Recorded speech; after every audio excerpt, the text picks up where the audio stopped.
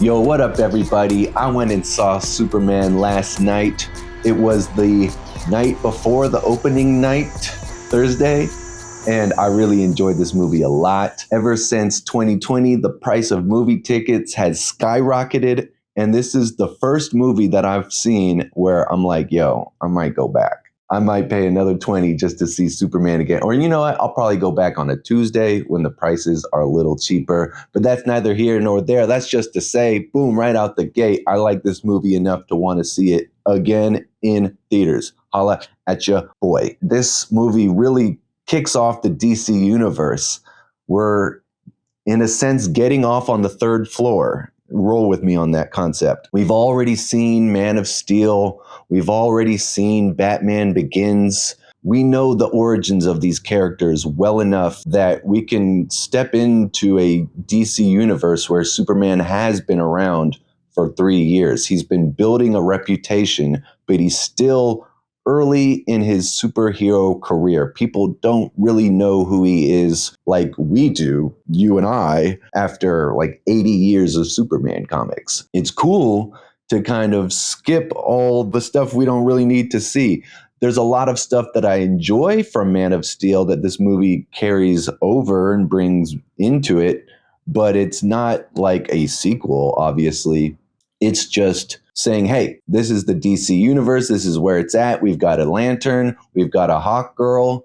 Mr. Terrific is in the mix. They're not even the Justice Society. They're the Justice Gang. They're still figuring that out. And one of the worries for this movie was that there would be overcrowding. You know, you got the whole Justice Gang, Justice Society. You got a Lantern. You got a Hawk Girl, Mr. Terrific, and then all of Luthor's gang, the Engineer, Ultraman, the Raptors, and then, of course, you got Superman's like people, Lois Lane, Perry, Jimmy, Cat Grant even.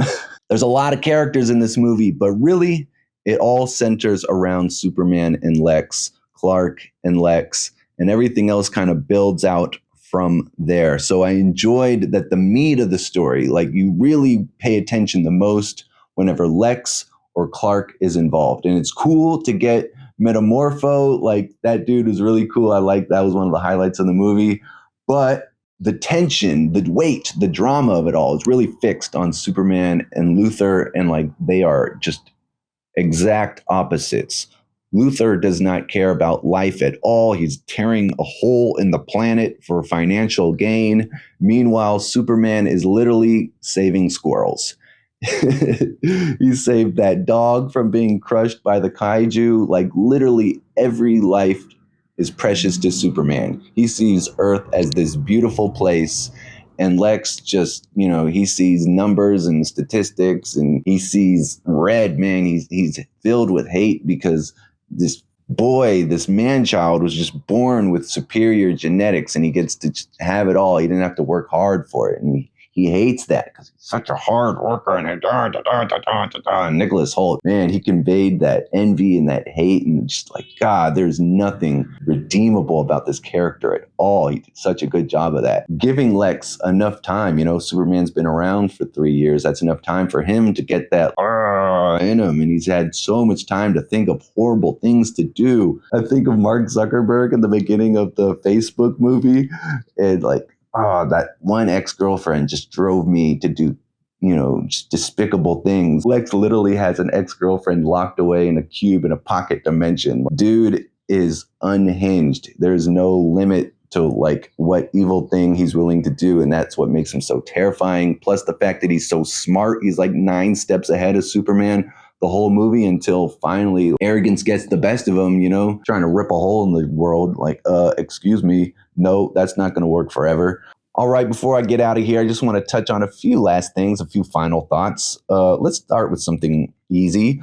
Why are so many beautiful, gorgeous women attracted to Jimmy Olsen? Is this guy like got all the riz and I just don't see it? Is this some joke? Is this a James Gunn-ism? I don't know. I just found that was like, okay, I'm just going to roll with it. Like so many other things, I'm just going to roll with it. Like the little monster that they pull out of like a briefcase and then turns into a giant kaiju dragon. Like, yeah, whatever.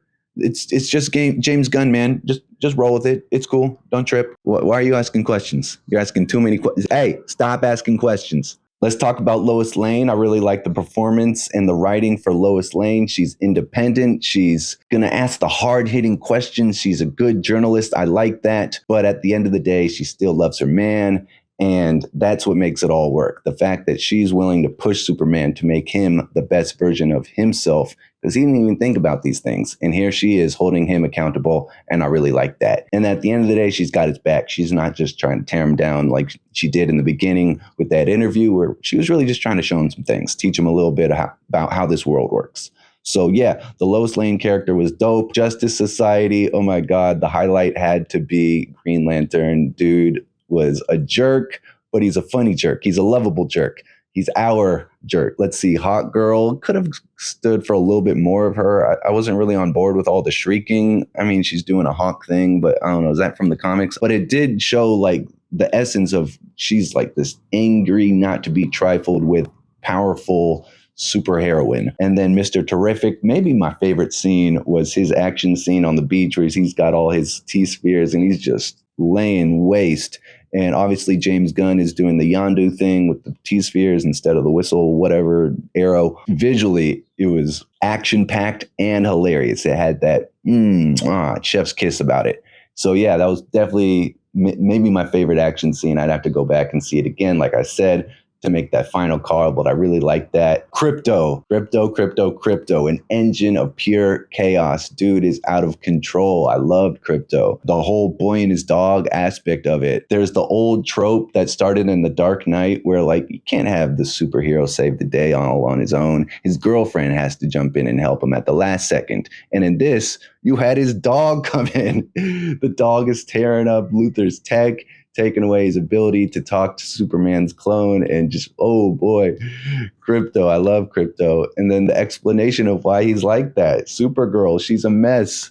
Oh, teenage girls, what are you going to do? I guess she's, not teenage anymore. Maybe she's like in her early 20s. She says she's drinking and partying on other planets, but she's got that like, that city girl, I'm in my hot girl summer vibe. I'm going to other planets to party. You suck, Clark, suck it. Oh, it's an interesting take on Supergirl. I'll give them that. I'm curious to see, like, they're going to have to make her confront her immaturity and grow up in the movies. That's obviously the next play, but I actually genuinely want to see how they bad girl to good girl, Supergirl.